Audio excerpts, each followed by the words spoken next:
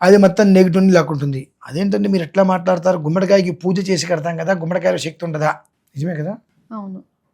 దానికి ఆధారంగా ఉండేటువంటి దానికి స్వతసిద్ధంగా లాక్కునేటట్టు ఉండాలి. గ్రహించటం. అయస్కాంతం ఏం చేస్తుంది? అట్రాక్ట్ చేస్తుంది. స్వతహాగానే తీసుకుంటుంది. దాంట్లో ప్రత్యేకమైన శక్తి నింపక్కర్లేదు కదా! తీసుకుంటుంది. అలాగే ఆ కట్టేటువంటి తాడు ఏదైతే ఉంటుందో అది స్వతసిద్ధంగానే అది గ్రహించేటువంటిది ఉండాలి.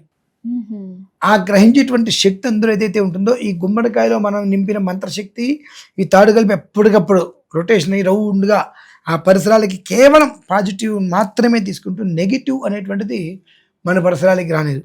కొన్ని ఇళ్ళకి మనం వెళ్ళినప్పుడు ఇంటి ముందుకు వెళ్ళి సింహద్వారం నుంచి లోపలికి వెళ్తుంటే ఏదో ఒక ప్రశాంతత అన్నట్టుగా అనిపిస్తుంది. ఆ ఇల్లు చూడేసిన ఇంట్లోకి వెళ్తున్నా.